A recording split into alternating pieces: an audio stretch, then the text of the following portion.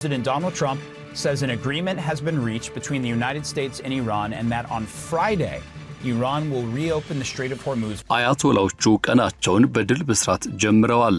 ኢራን ራሷን ብቻ ሳይሆን አጋሮቿን በሚሳኤሎቿ በትርና በሆርሙዝ ማነቆ መብቷና ብሎ መብታቸውን አስከብራለች። ፋርሶቹ ዋሽንግተንን እጅ ጠምዘው ታላቅ ውጤትን አስመዝግበዋል። ትራምፕ ከጦርነቱ በፊት ወደ ነበረበት ለመመለስ ከባድ ዋጋን ከፍለዋል።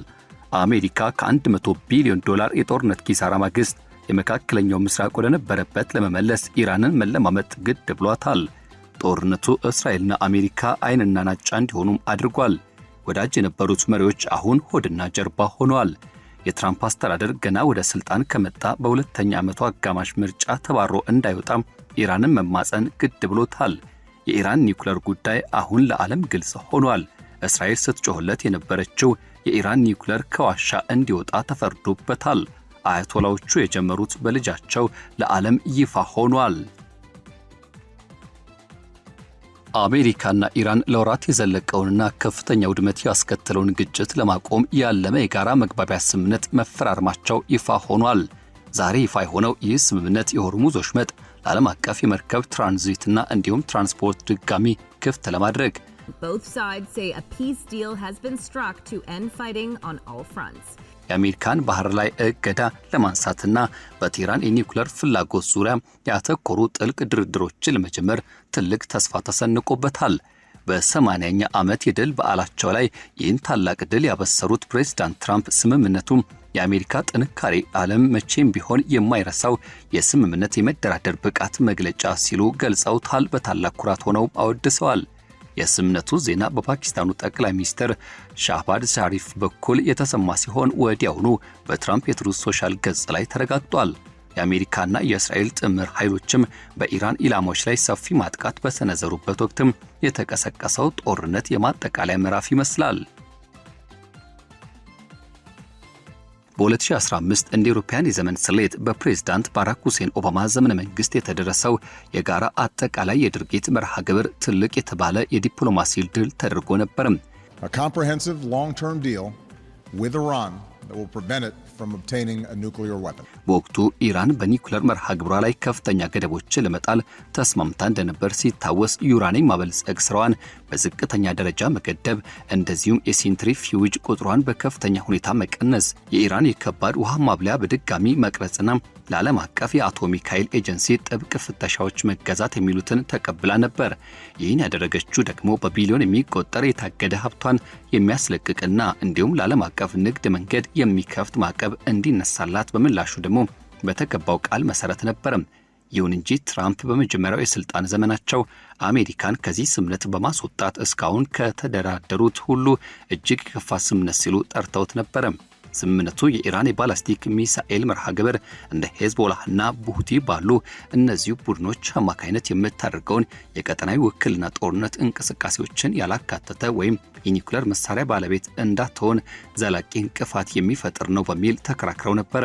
እንደገና የተጣለው የከፍተኛ ጫና ማዕቀብ የኢራን ምጣኔ ሀብትን ሽባ ቢያደርገውም ቴህራን ይህ ስምምነት ገደቦችን ደረጃ በደረጃ መጣስ ዩራኒየም ወደ መሳሪያነት ሊቀየር ከሚችልበት ደረጃ አቅራቢያ ማለትም እስከ 60% ንጽህና ማበልጸግ መጀመር ምላሽ ሰጥታ ነበር።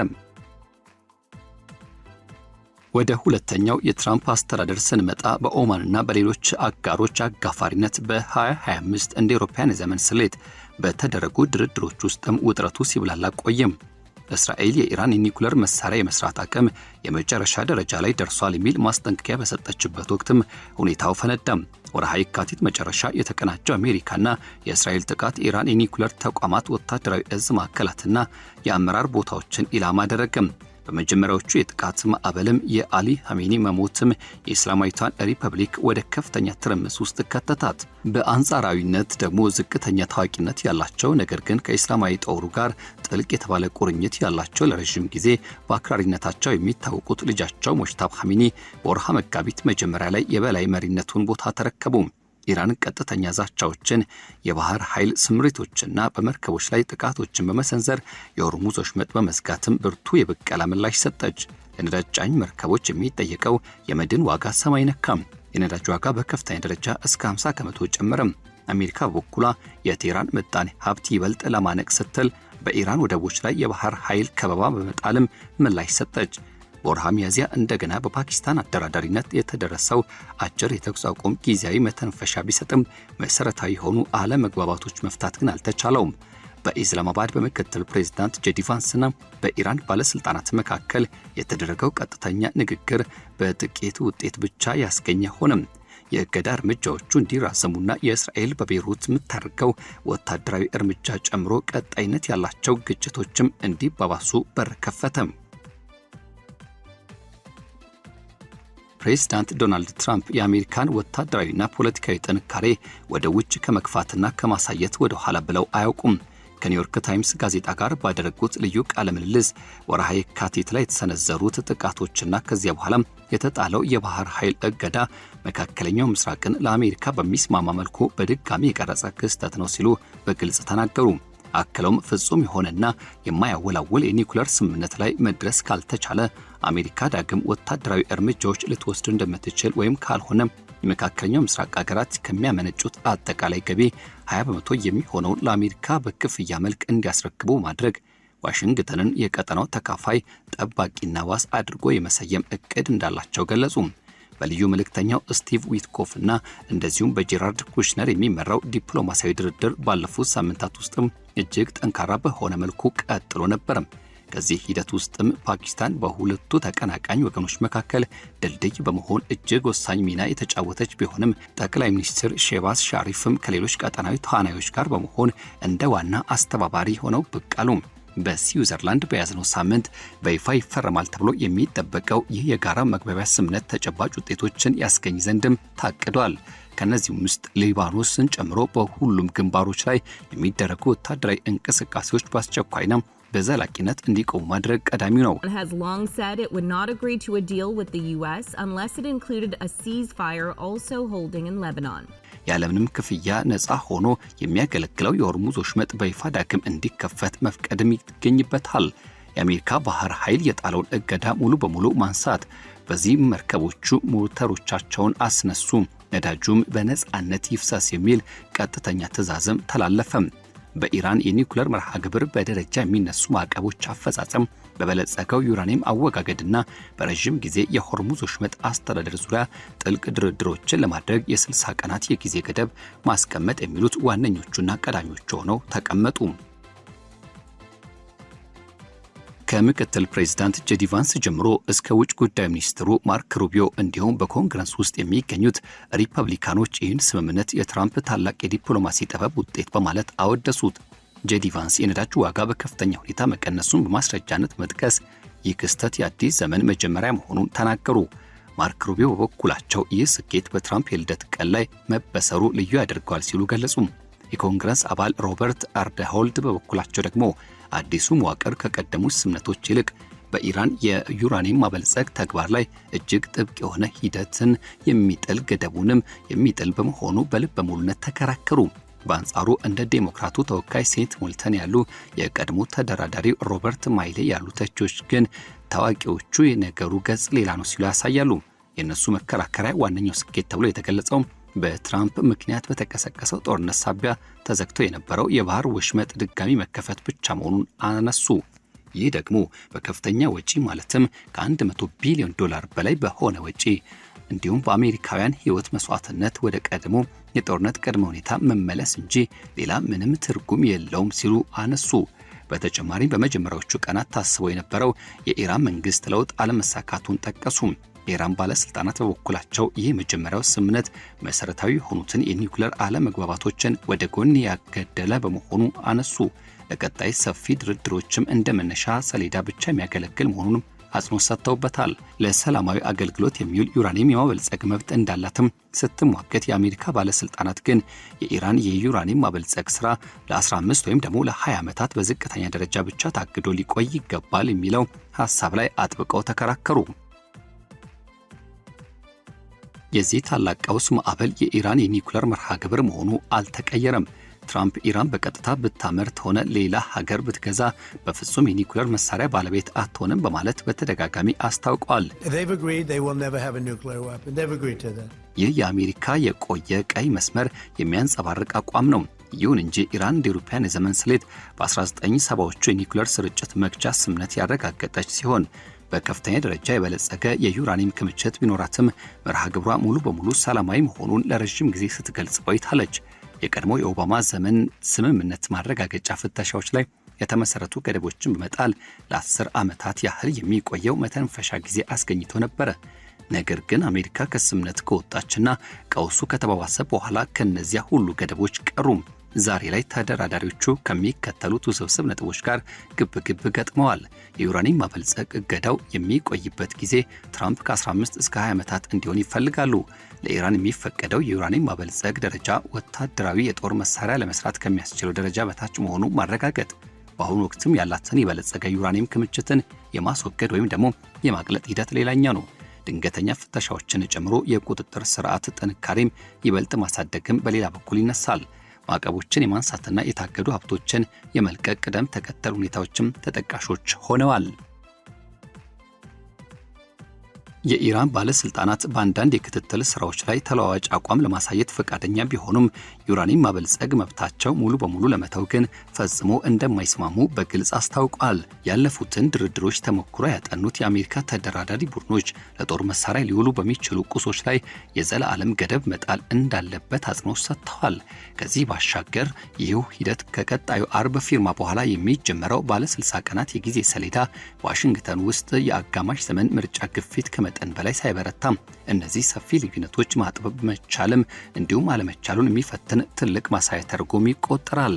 ከዚህ በተጨማሪ ደግሞ ጠቅላይ ሚኒስትር ቤንያሚን ኔታንያሁ ያላቸው ተቃውሞና ይህው የቀጠለበት ወታደራዊ እርምጃ ስምምነቱ በቀላሉ ሊደናቀፍ የሚችል መሆኑን ያሳያል። ትራምፕ ራሳቸው ኔታንያሁ እጅግ አስቸጋሪ ሰው ሲሉ የገለጹት ቢሆንም አሜሪካ እስራኤልን ከኒኩሌር ስጋት ለመጠበቅ ለምታደርገው ጥረት ሊኖር የሚገባው ምስጋና ግን አስምረውበታል። የዚህ ክስተት አንድምታ ከኒኩሌር ጉዳይ እጅግ የላቀ ነው። የሆርሙዝ ወሽመጥ ዳግም መከፈት የዓለምን የኃይል ገበያ ስለሚያረጋጋው እንደ ቻይና፣ ህንድ፣ አውሮፓና ጃፓን ያሉ ነዳጅ አስመጪ ሀገሮችን በእጅጉ ይጠቅማል። ረዥም ጊዜ የኢራን ተላላኪ ቡድኖች ሲጠራጠሩ የነበሩት የባሕረ ሰላጤው አረብ ሀገራት ጊዜያዊ እረፍት የሚያገኙ ቢሆንም የኢራን መደበኛ ወታደራዊ አቅም ቢዳከምም የመቋቋም ብቃቷ በተግባር የታየበት ይህንን የጦርነት ማግስት ምዕራፍ በጥንቃቄ መያዝ ግን ይኖርባታል።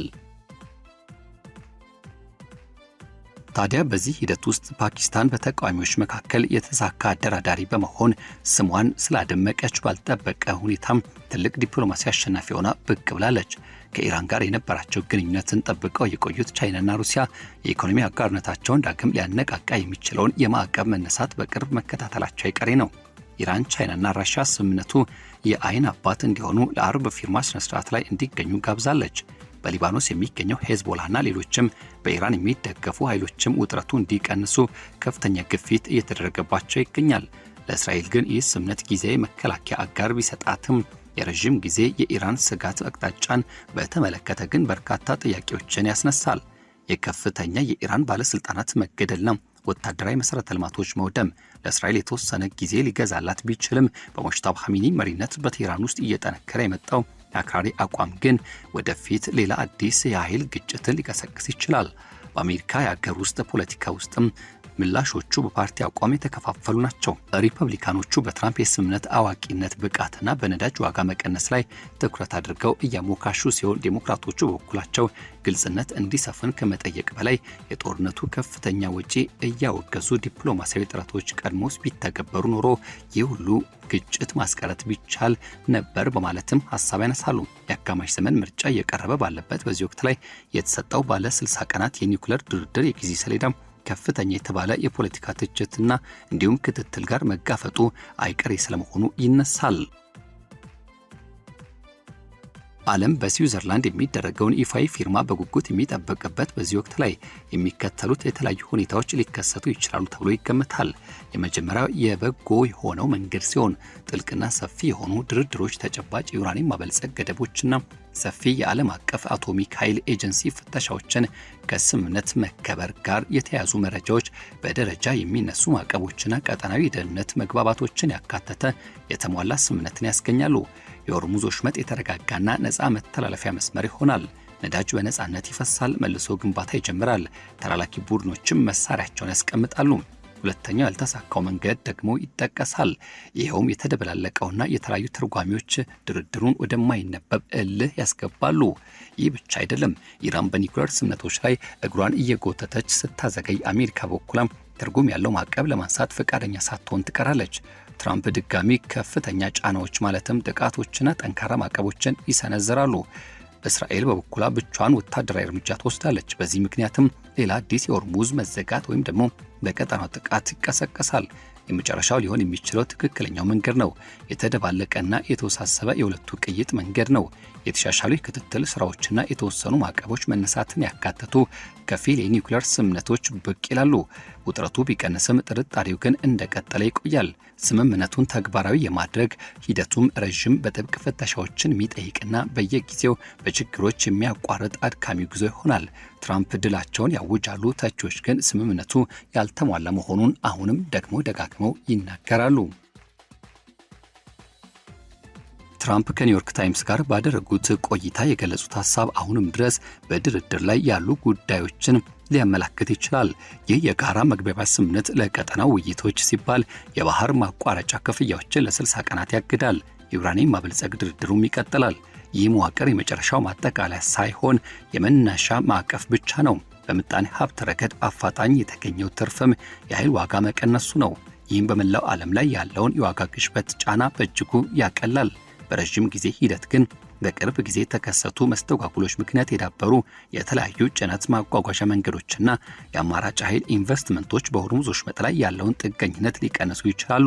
በባህረ ሰላጤው ነዳጅ ላይ በእጅጉ የሚተማመኑት የእስያ ምጣኔ ሀብቶች አሁን የተሻለ የእፎይታ ትንፋሽና መተንፈሻ ጊዜን ያገኛሉ ተብሎ እንዲታሰብ ያደርጋል።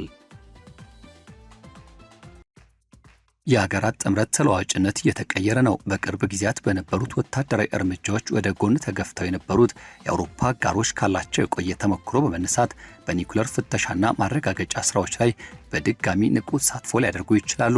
የባህረ ሰላጤው ሀገራት ከእስራኤል ጋር ያላቸውን ግንኙነት ወደ መደበኛ የመመለስ ጉዳይና ከኢራን ማገገም ጋር ያለውን ሚዛን በጥንቃቄ ያሰላሉታል።